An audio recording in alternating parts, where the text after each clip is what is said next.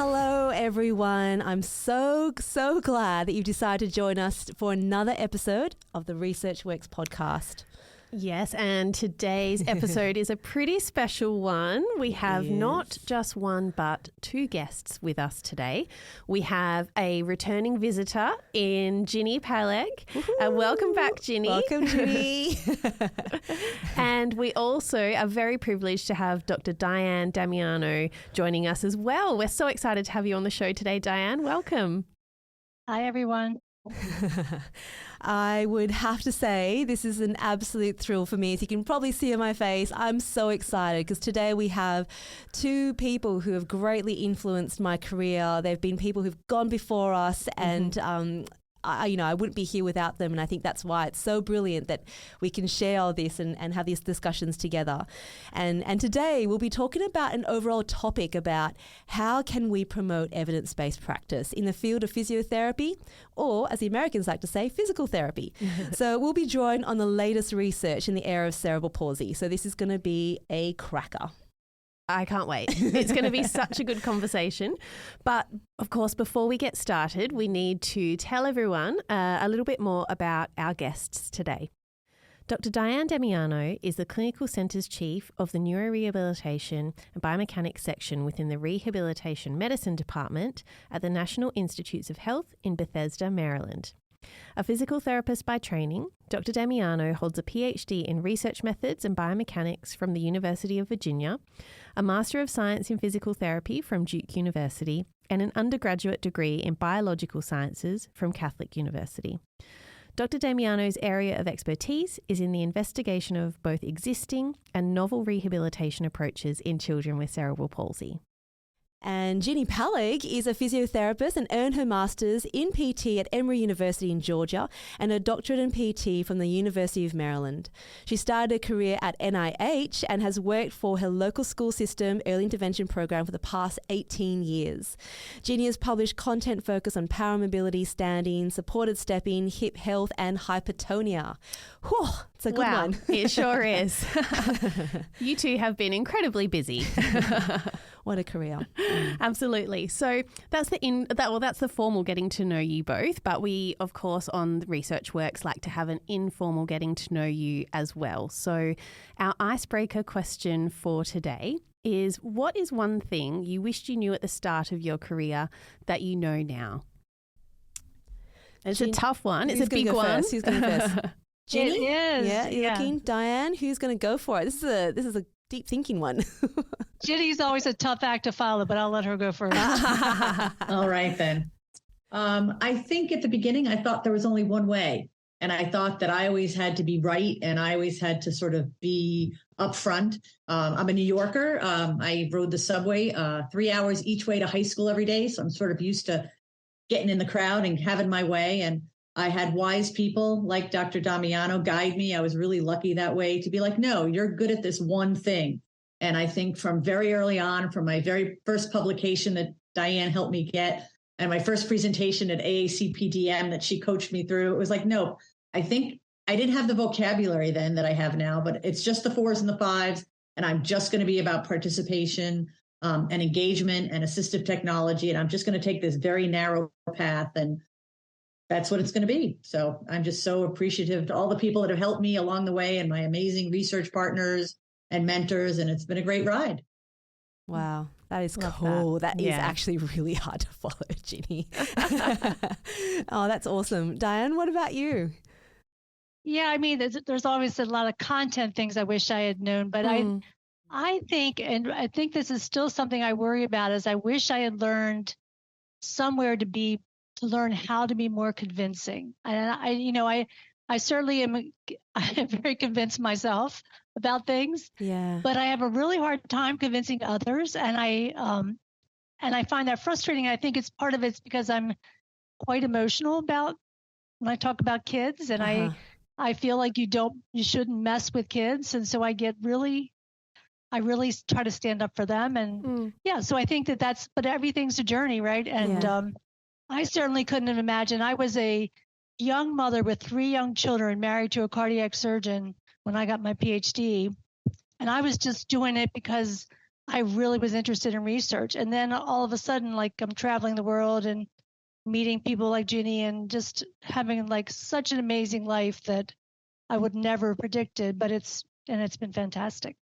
That is great. Oh gosh. I love that. I don't feel like I can follow any of that.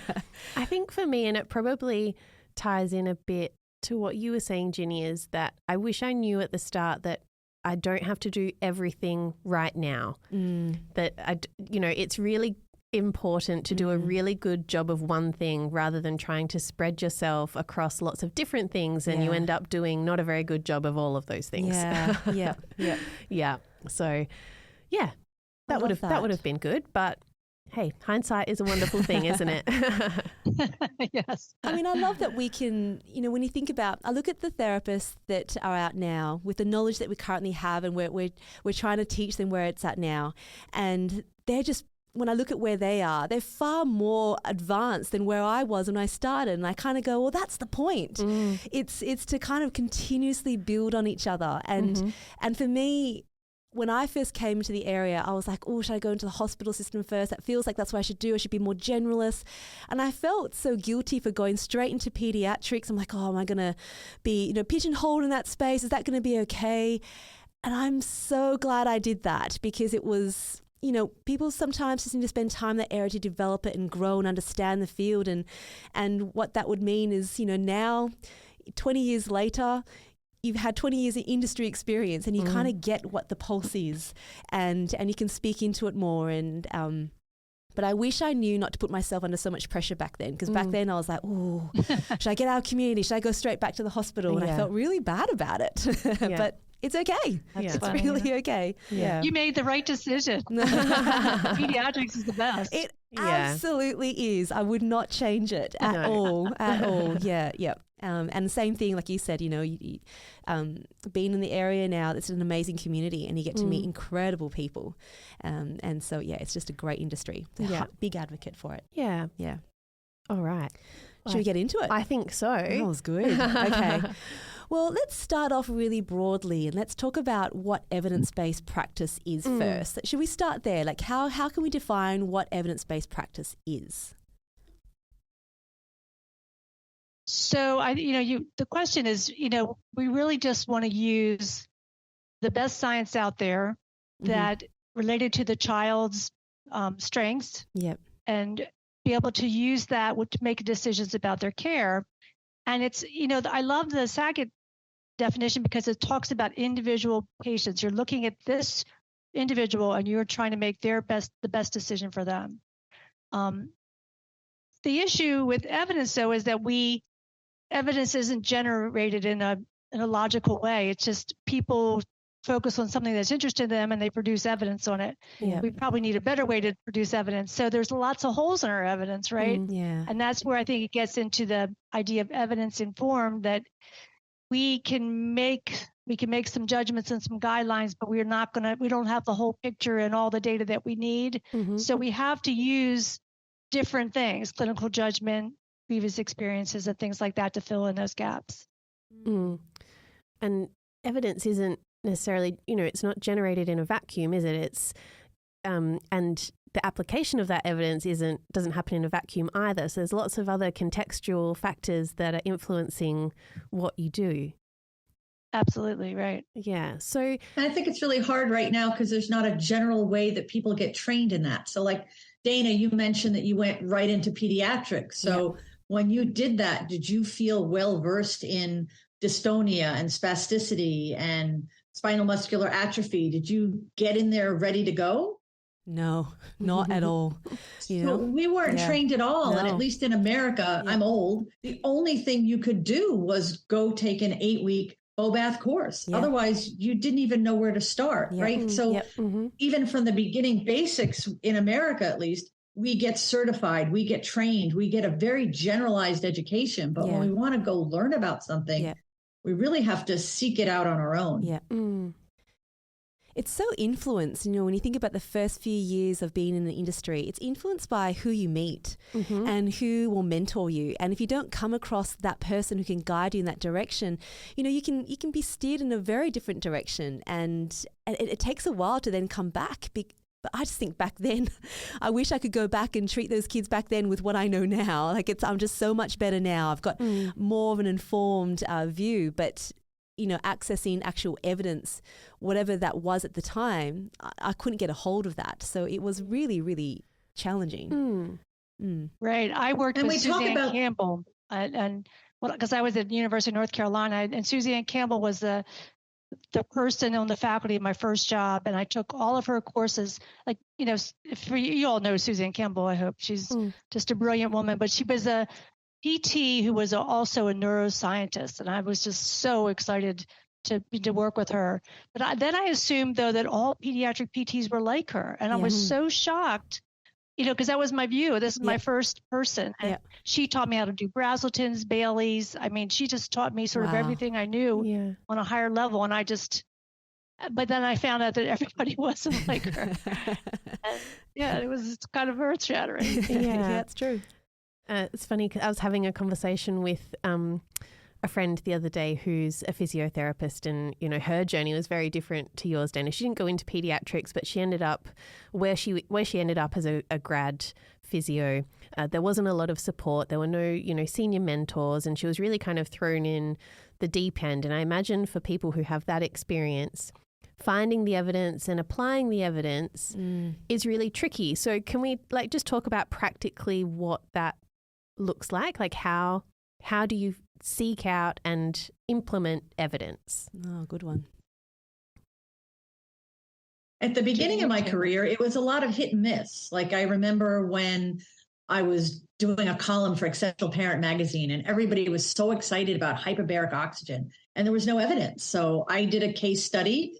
Bill Oppenheim put it on the website of AACPDM, and then I thought it was quite promising. And then the RCT came, and it wasn't promising. So I moved on. Yeah. And then I met Karen Pape, and nighttime electrical stim seemed so promising. And I was all in. I taught for her. I tried it, but then it didn't pan out. So I moved on. My doctoral dissertation, I included whole body vibration because, oh my gosh, I went to Germany. I met with Oliver Semler. I met with Rainier Blank. I was like, oh, this stuff is really cool. Yeah. But then it didn't pan out. So I moved on. So I think that's so important about where you get your information and what you do when something that you thought was really cool doesn't pan out.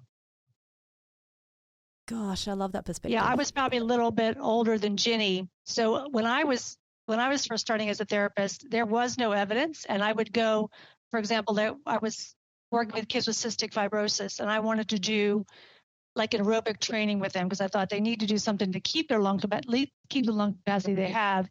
And the orthopedic surgeon said that we were seeing them, said, well, you can do it, but you have to show me the evidence first. And so it was a question kept coming up like that. And I'm like, I'd go to the literature and thinking, okay.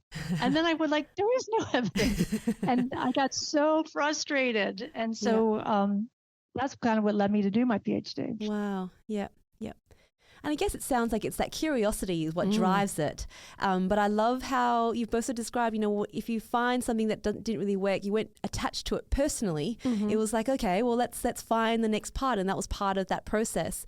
So I guess from that, what are some of the dangers or what are some of the risks if we don't want or we don't apply, evidence-based practice into what it is that we do? What are some of those things that we risk if we don't do that? Yeah, I mean, I think the biggest risk is that patients don't get the best care. I mean, this is why we all do what we do, is to make sure that children have the best lives they can. And if we don't use evidence and then people think, well, I'm not doing anything that hurts them, but you are doing something. If you're doing something that's not helpful, you're wasting time, resources, time that could be spent either playing or doing something much more useful. So, I mean, I think the end of the day is that really we have to think of that patient and that family. And if, I always give the cancer example that, if someone has cancer, they go to the doctor and they want to do the latest, best thing.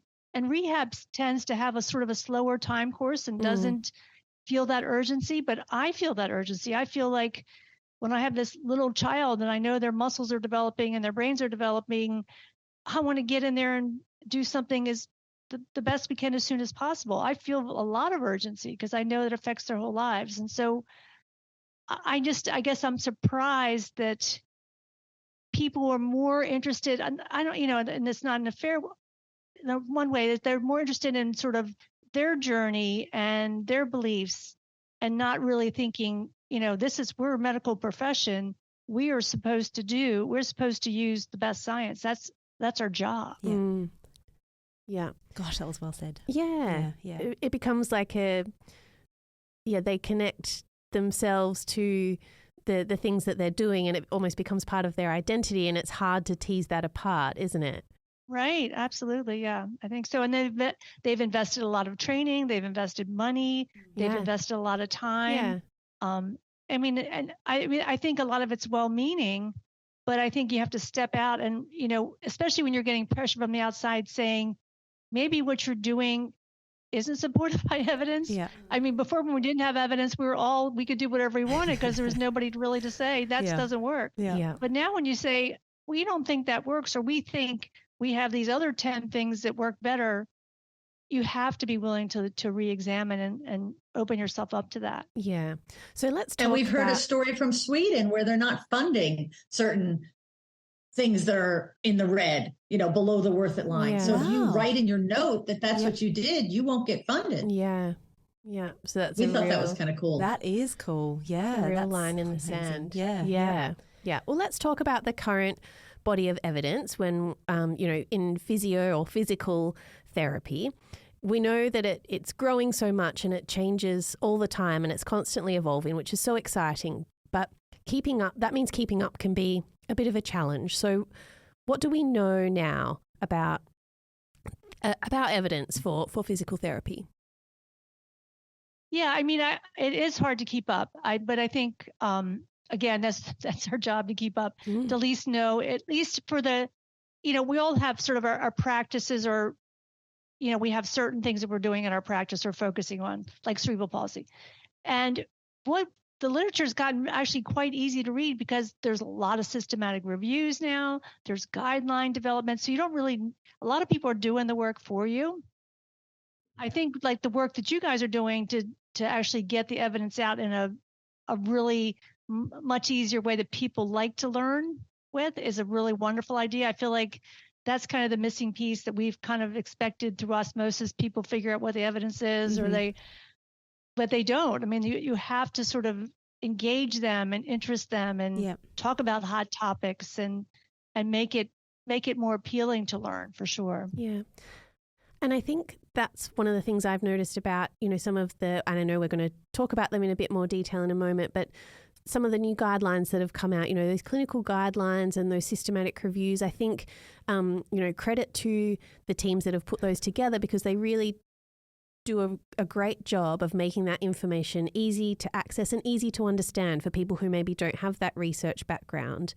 But it's all kind of laid out for you really clearly there to pick it up and run with it. Yeah. Yeah, and a lot. I just want to mention that it's not just systematic reviews, because a classic systematic review is RCTs. So I think there's been methodology creep, and that the scoping review for me is the go-to thing. Yeah. I'm publishing much more scoping reviews because I can look at all the lower level evidence, which is all that's there. Yeah.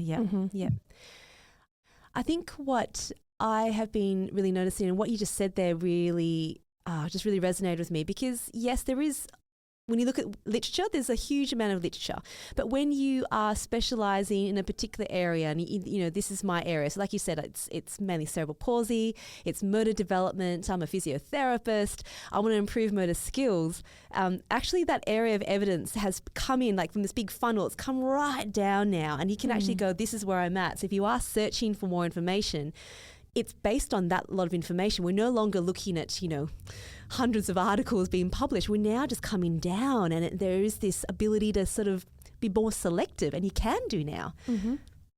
Yeah, right. But you also miss things. Like, True. I think it took me a year until I found your amazing article on overground versus treadmill training, which was something I believed in and already did, but I was waiting. There was one small article by Willoughby, but when yours came out, then I was all set. And I remember a story in San Antonio, Texas. I was sitting next to Diane at the APTA conference, and a woman got up to do her presentation, and she said, I have earth-shattering news for you. I am the first person ever to find out that exercise does not increase spasticity.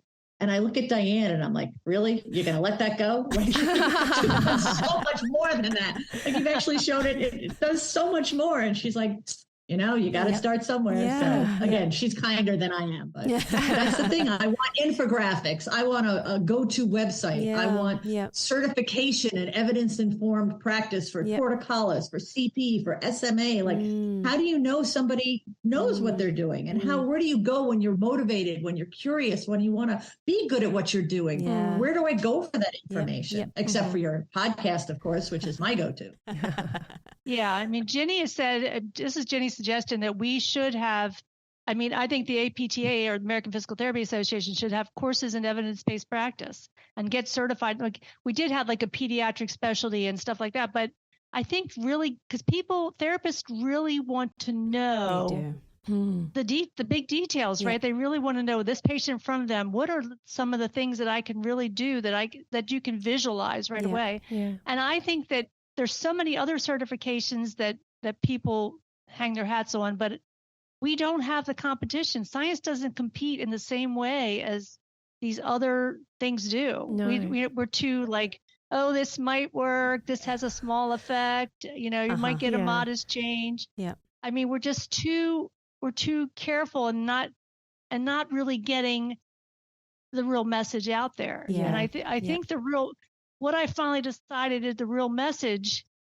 It sounds terrible, but it's like, the real message is that if you really work hard and you really exert yourself and you do things in a certain way, in a science-based way, or according to biomechanics or exercise physiology principles, whatever you're trying to change, that you can make small incremental progress, and it's going to take years. It's going to take it's going to take a lot. And that message sounds like, it's like parents or maybe people don't want to hear that, but it's like, if you want to be an Olympic athlete, you're going to start here and you're going to train and train and train and train and train. And you've got to train in the right ways. You're not going to get better. Yep. But it's going to be your hard work. And I think we don't like to give that message. We want to do something that's more of a quick fix or an instant, or, let's put oxygen in the brain, or let's zap muscles, or it's, it can't be that easy. Nothing's that easy. Yeah, so I think we've kind of mislead people a little bit. Mm. Yeah.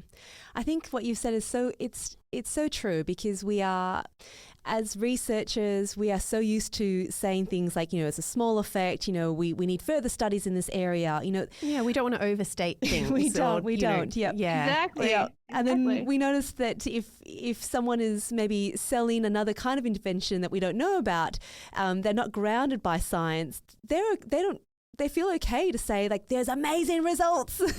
There's great things you can see. So if you were to come to it uninformed, because it's your first time coming to the area, and you hear us say, ooh, small effect, more studies are needed, versus amazing effect, let's see what we can do. We're comparing two different things. Yeah. The marketing department for research has a lot to answer for.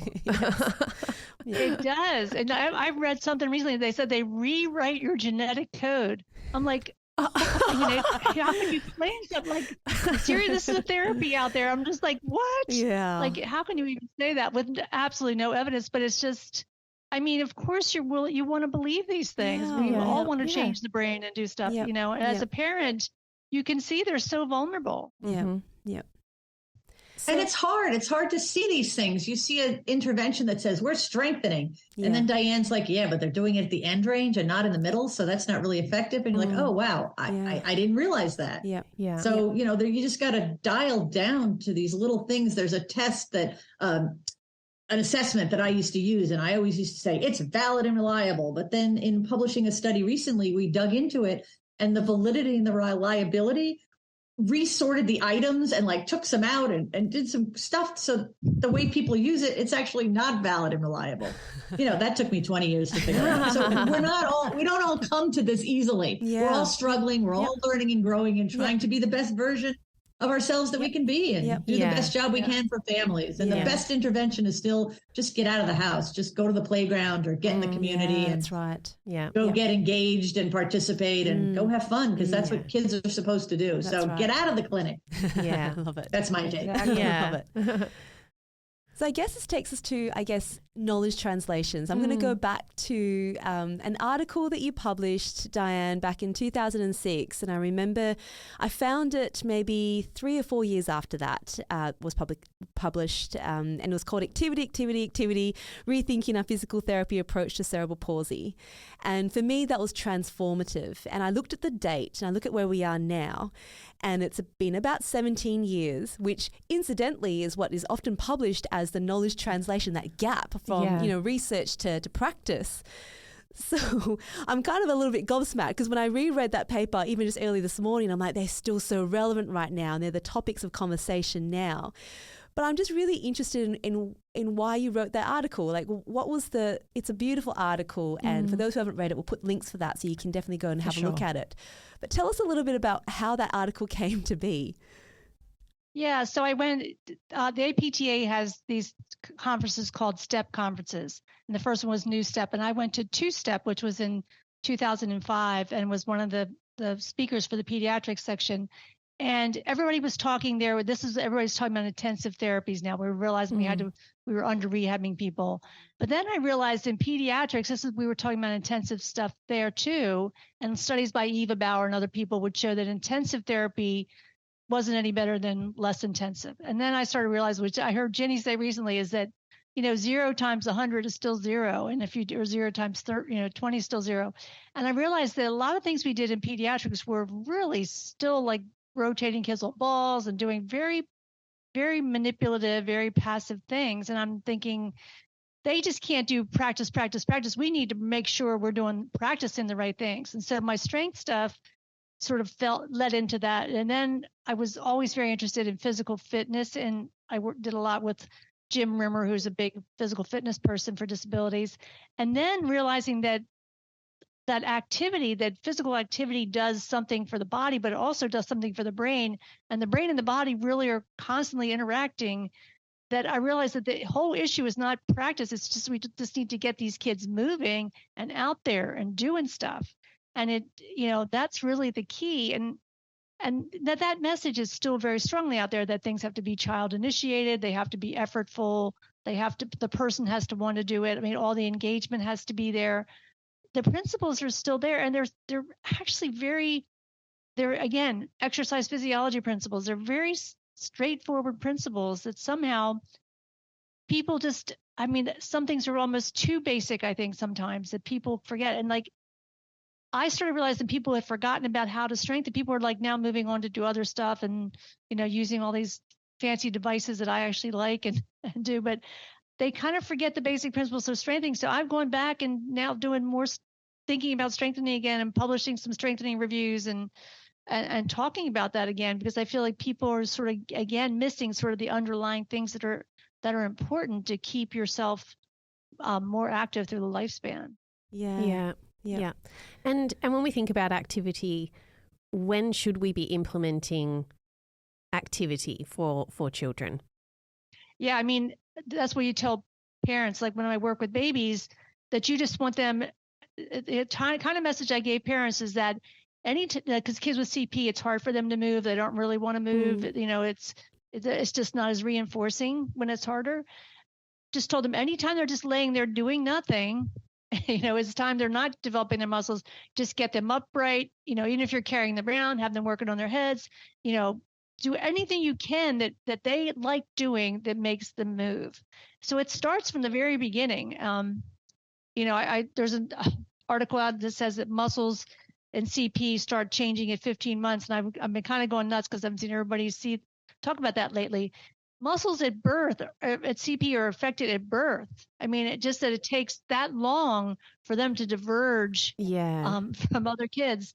Yeah. Muscles are waiting for input, and kids with CP, their muscles don't get that input. The brain's waiting too, and everything you can do to just give them more activity is a positive. Gosh, that's good. Yeah. I remember just last year I was in a working group with the fabulous Dr. Norelle Moreau, and there was Rich Lieber in there too, and they were just talking about muscle and strengthening. And you do need to go down to that detail sometimes, because even after spending some time with them, I'm like, oh, this happens early. We do need to think about sarcomeres. We do need to think about, the difference between muscle strength and muscle power. And I remember Noelle even saying, she's like, I feel like the pendulum has swung so far to participation, which is where we want to be, but we've almost forgotten about strength training. So that's why she published that article last year, and it was good to get that in the forefront. And I suppose on that, and the importance of weight bearing and stress to the actual bones itself, they're good things. How early should we be starting things like supported stepping, particularly when we're thinking about, you spoke about kids who, it's hard for them to get up and move. So we are thinking about across the GMFCS, but what about the kids who we know are kind of headed towards, GMFC level 4 and 5? Ginny, this is very you. I can see you nodding. When should we be starting to get them up and moving? Heather Feldner has coined the term on time, capital O, capital N, hyphen, capital T. I asked, why did you choose those letters? And she said, alcohol. So I'm using the phrase on time. It doesn't really have a specific meaning in the wording, but it's about doing it when typical kids do it. So my grandson is 5 months old and he is sitting. We worked immediately on tracking. We got the colorful bands that I give my clients. Early sitting like Iona Novak and Kathy Morgan, 3 months old, who already, her friends are looking at her Instagram and like, what are you doing? Following my mom. He has a plagiocephaly helmet too. We get rid of that in 2 more weeks. So we have to start that right away. There's no, in the NICU, when I worked in the NICU, we already started on showing the parents during kangaroo care how to do some tracking, some talking. So we're recommending you get up in a stander at 9 months, because again, Sean Williams tells me that's when she sees sarcopenia beginning. We're getting up in supported stepping and power mobility training and switch toy use right around that same time. There's a lot going on at 9 months. Some people spread it a little out, especially with medically compromised kids, but that's when typical kids are doing those things. So we don't want to miss those windows of opportunity and neuroplasticity. Yeah. And when you talk about that, Ginny, and congratulations on your grandson, by the way, that's very exciting. My mind goes to milestones and those things that, as parents, you kind of have those check boxes in your head of what a child, you think a child should be doing at certain points in time. Are those, I'm hearing from what you're saying that around those times that we might expect things to start happening is when we should be encouraging those things for our children with CP. Is that right? Like, what role do milestones have for these children? I can't get hung up on every single thing. Like my grandson, he's not a roller. His father's a part-time baker, so he does all the rolling. So my grandson doesn't feel like he has to do it. And again, crawling. I think I published something 15 years ago that said, why are we so hung up on crawling? Like it's not a thing. My daughter works for Google. She never crawled. Like maybe it's a little bit of a cause and effect that a kid's body works a different way. So they decide to get around it. But my whole lesson from Peter Rosenbaum is I'm not going to fix it. Like I have to wear glasses. That's just, and you do too. That's just what we do. Yeah. So I don't get hung up on every single little thing. The main thing is to play and enjoy and bond and learn that you have an effect on your environment and the people around you, the social emotional stuff. Yep. Yeah. And, babies do love movement. So, and I think again, you want to encourage parents to not be afraid to do stuff like Dale Ulrich, did a lot of the stuff with Down syndrome and has done some stuff in CP. He just tells everybody to support, like babies love to stand. Just do it. Just do it when if the babies like it, just keep doing it. And then put them on their tummy and make it fun. I mean, just, these are things that we can be doing. And, parents play, movement's a lot of play and interacting. And you have a child with a physical disability, the more you can reinforce what they can do, the more exciting it is. And, Jenny's really been a pioneer for helping children in GMFCS 4s and 5s and really, finding ways for them to be active, which is something we've neglected and just sort of struggled with for so long in therapy. And we know that the health risks of that group is so important. So the message is, you need to start early. And I'm reviewing a PhD thesis on frame running. It used to be called Race Runners, and it's all for GMFCS 4s and 5s. I'm just so excited about this work. It's work I wanted to do. I just don't have time to do everything. Yeah. And calling people GMFCS 4s and 5s athletes. These are like highly trained. These people can make incredible gains through training. It's like, just seeing that power that these children are capable of, that we're not even giving them the chance of. Yeah. I think parents, if they saw those visions of these kids like GMFCS 4s running down a track, incredible. It would change their perspective, right? And I think that's kind of the message that, it's going to take your whole life commitment if you want to do that stuff, but their health, it saves their lives because their health is better. And they're out in the world with their friends, they're competing, people are cheering for them, all the self-esteem. It's brilliant. It's so great. So these are the things I think we need to, these are the kind of seeds I think if we plant in people's heads, I think it'd be much better. Yeah. I love that. And I love the idea that we're thinking about starting early. One of the things I have heard is people being a little bit worried about getting them upright because it just reinforces their extensor tone or the dystonia, and they all get stiffer because they're up. What are your thoughts on that? I don't think there's any evidence that doing that makes them. You can't make anybody more dystonia. I know that's not what's causing those issues. Yeah. I think they do want to. Obviously, you want to pay attention to the muscles that aren't working as well because you want to keep things more balanced. But I think activity is more important than and functional activity. Make it as fun and functional than worrying about those. And we can know now what your GMFCS level is going to be approximately with some clarity at 3 to 5 months adjusted age. So you can make a decision there. Someone's going to be a 1 or a 2. You're going to focus on different things. But if I know you're most likely going to be a 4 or 5, then I don't know anything now to change your level. Right. So I don't think I'm going to, and if kids that do change level, they actually get worse. So I think we can only make them better. And that one of the shifts from the evidence is that we're not going to worry about fixing. We're not trying to make you normal. We're trying to integrate your reflexes. Like you are what you are, and we're going to make you the best person you can be. Yeah. Love that. So cool. Yeah. So coming back to the evidence and talking about the traffic light system that was published by Iona Novak and her incredible team of researchers, back in 2019, I think first, and then there's been an update to that since then. There's some common themes in there about things that work, I suppose, those green light interventions. There's commonalities among those. Can we talk about those and what the evidence is and what the consistent evidence is across those? Yeah. We like the word ingredients. Ingredients, Yep. Let's do that. They all involve specific training at a fairly intense level. It's all again, the child initiated. They have to be the ones doing the activity, not something being done to them.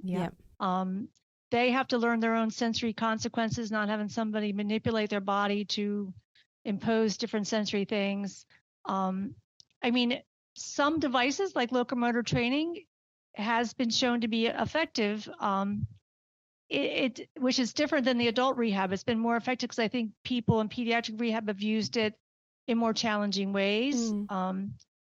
So I think obviously overground is really important. We can't forget the more simple things. You don't want to help people too much, but if you have that principle that the work has to be done by the person, and anything that helps them do more work is a helpful device, not something that does it for them. So, I think that, the interesting thing, Roberta Shepherd, who's one of my favorite people from Australia, she years ago wrote about the principles of motor learning in stroke and then in CP.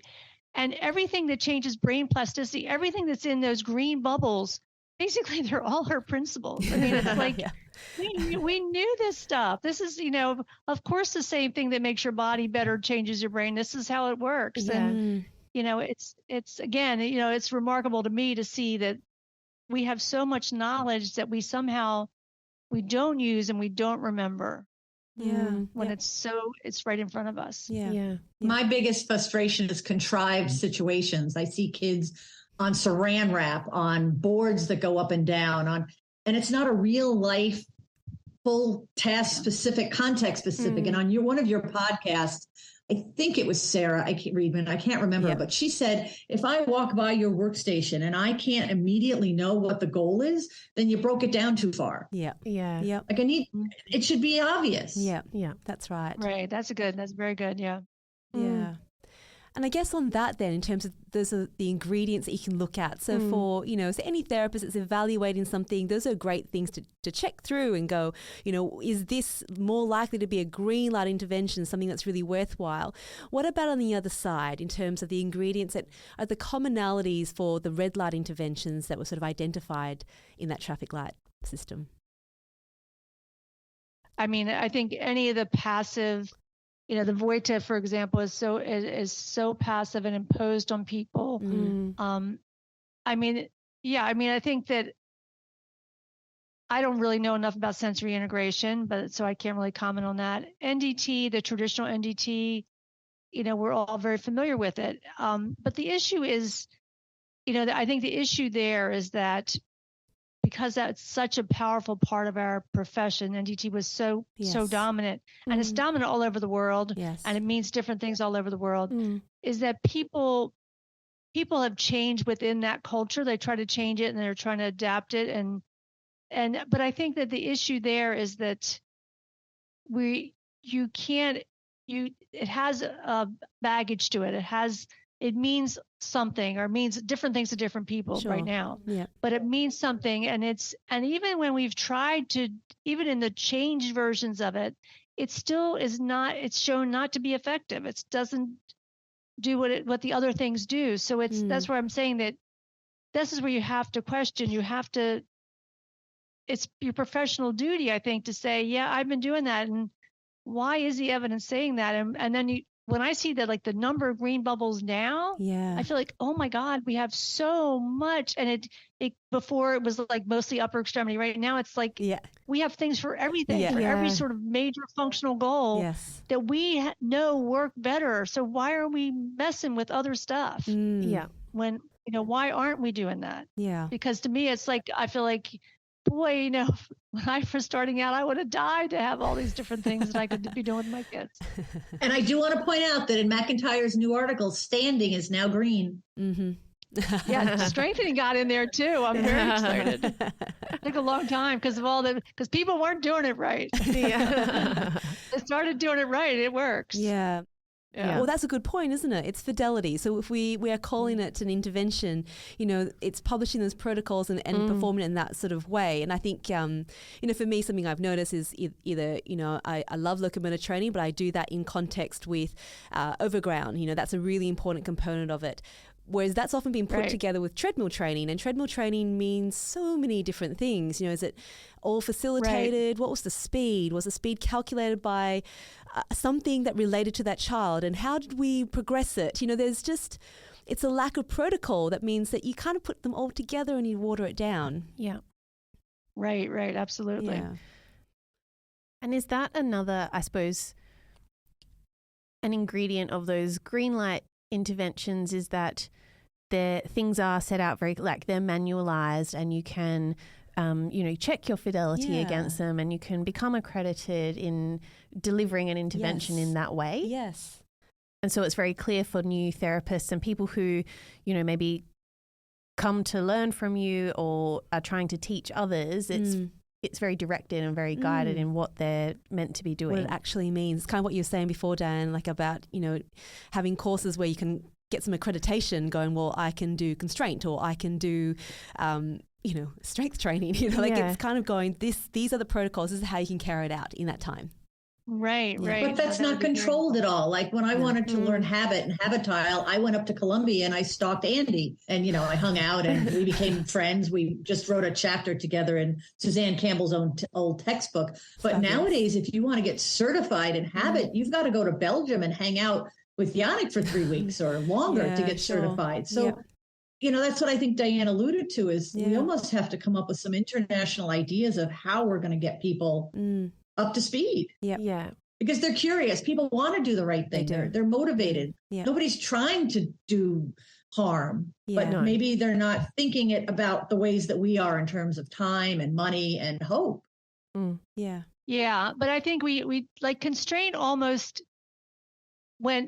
constraint means a lot of different things now, but like Habitio, as wonderful as that, I mean, obviously that this is a person who's really investigated this principle of doing intensive upper and lower limb training. But do we really have to do Habitio? I mean, these are principles that does it have to be called something like we don't feel like we're doing the right thing, and like we have all these pediatric interventions, these early interventions, or all have different names. Even the constraint ones will have apples or different ones. Like I feel like the naming somehow we've got to stop naming stuff. Sure. And just call it, yes, we're going to do intense upper and lower limb training at the same time, and these are some of the ways you can do it. With lots of crazy balance perturbations that I would never have done before. I think, but that's great. I think, you push, we know we need to challenge kids more. We need to push things that they're not good at. I mean, there's things that we need to be doing better. What she's learned in her research is critical information, but I don't like the fact that now like I want to take this to Uganda with me. And say, this is how you're going to do it. I don't want, they can't go like that. We need to make these things totally accessible on a global basis. Like most of the kids with disabilities aren't in Europe and, North America or in Australia. They're other places. And we need to make these things far more accessible, and principles with suggestions how to implement those principles are really critical. That's such a good point. And I think that when you think of how complex sometimes we make it, because we're looking for that, I guess that it's the search for that thing to make all the difference. And usually they cost a whole lot of money to either be trained in or to get. And like you said, when we're actually applying all the ingredients of green light interventions, anyone can do it. And those are the principles. Right. If you can evaluate that and go, let's just play, let's be as active as we can, let's make sure the child's doing as much as they can, we're going to get outcomes from that that are meaningful for that person, and you can apply them. Yeah. Right. And I think we can name the ingredients of the red light things as well. Diane said passive, facilitation, manual movement, reflex integration. I would include moving surfaces, because I think except for really getting on and off an escalator, there's not a lot of moving surfaces going on for my 4s and 5s. So that's true. And not functionally relevant. Yeah. No, those are all really good ones.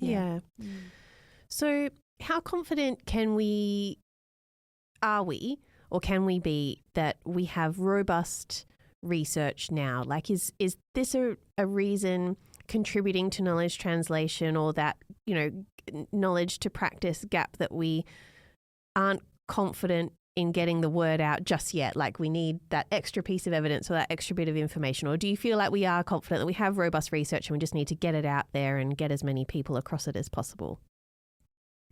I mean, I think the knowledge translation to me is so critical. I mean, I think that's been the missing piece. I think, and that's the piece that we don't get the right message to parents. I actually feel that we need to bypass professionals and go right to parents, inform parents, and have them. And they're the best advocates. They can go to if we can have them understand why people need to be practicing certain ways, they're only going to go to those people. So I feel like I have a lot of confidence in parents. They do, obviously there's a lot of emotional issues and a lot of things, and parents talk to other parents and they get swayed by some things. But I think the more that we can have a coherent message and have have the good information out there.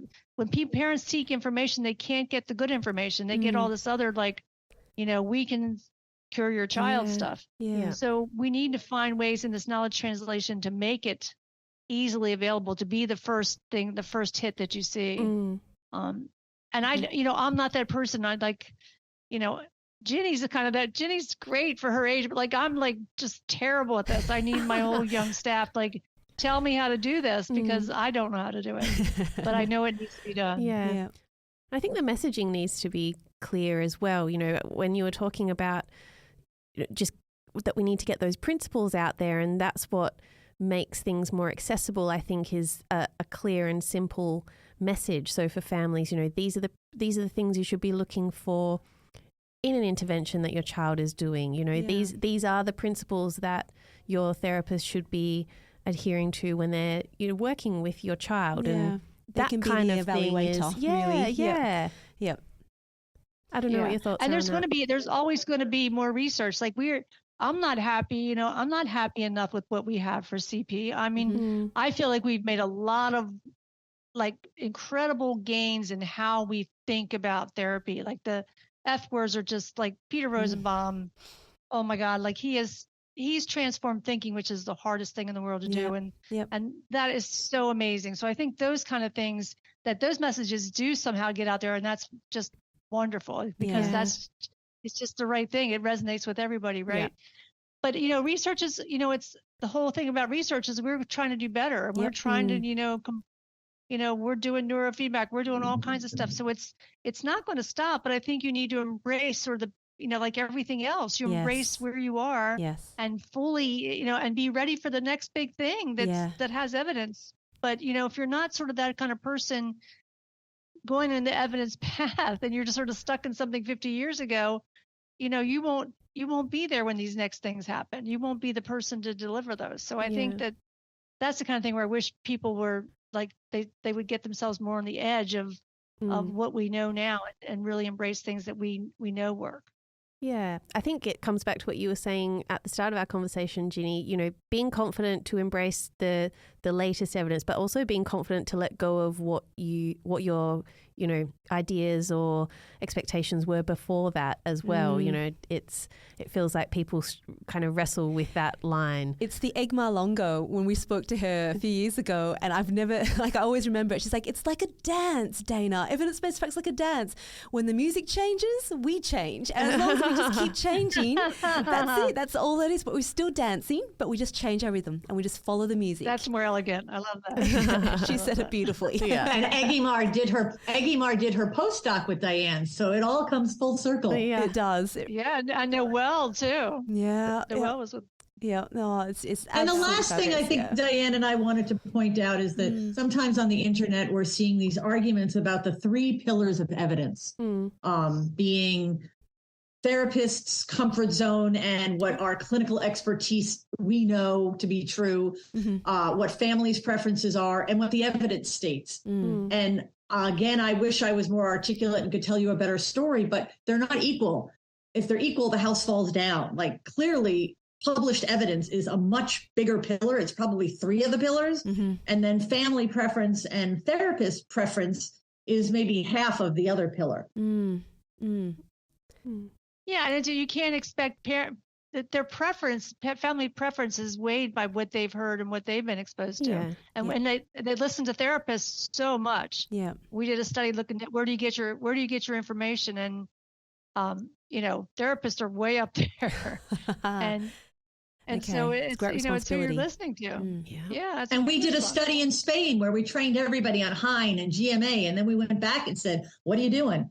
And they were like, "We need more training. We're still going to do all the red-based stuff because that's what we're used to." And so then the answer that Diane and I talk about is, how much training, how much exposure does it take? And it turns out it's a lot. You got to hear things in different ways from different people before you become curious. And are like, wow, what is that thing? Yeah. And the support to apply that training and what you've learned as well. Right. Absolutely. There are so many parts to that, but that has been an absolutely inspiring conversation. And I guess you've all kind of just said where to in a little way, but we're always really curious about the where to from here. Have you guys got anything to say about where do you think the industry is headed, or where you're headed from a research perspective that we can wait for and look forward to? Yeah, so I think this has been a struggle, like when you've watched this for many years, now that I've been doing research for over 30 years, that the uptake of evidence just is not, it's just really hard. And I'm trying to figure out how to solve that.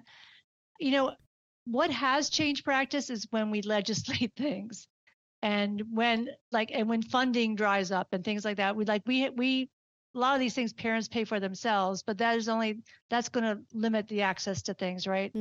I think that our profession needs to be tougher on people. I think insurance companies need to be tougher on people. I think that's going to change behavior, because at the end of the day, it's really about that family in front of us, and they deserve it. They don't deserve people telling them that they should be doing this thing that doesn't work. I mean, so I really feel I wish it didn't have to be that way, and we could leave it to people's own good wills and But I used to think these young people, they're gonna be coming through school and it's gonna change.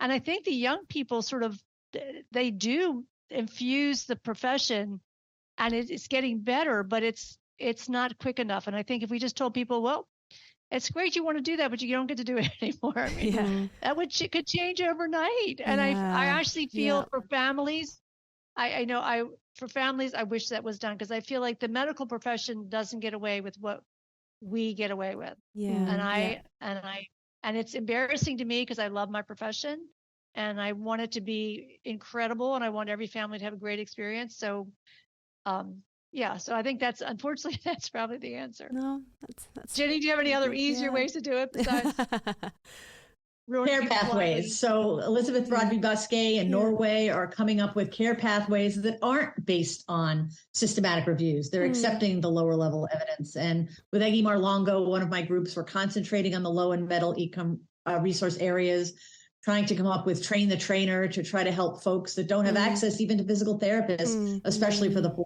and the 5s. So over the last 2 years, we've published 7 articles on just what to do with the 4s and 5s. But the final thing is, I think Healthy Strides needs to have a certification program. People listen to your podcast series. They have to read all the articles, answer some questions, and then they get a certificate. They are, Healthy Strides certified as informed. I'm loving all the language and the feeding and the OGCOM stuff you're doing, stuff I don't usually learn about. And I'm like, hey, I want a certification because now I know this. That has come up a few times actually in the last few weeks, so that's why I'm laughing. I'm like, oh. But no, thank you so much for that vote of confidence, Ginny. I love it.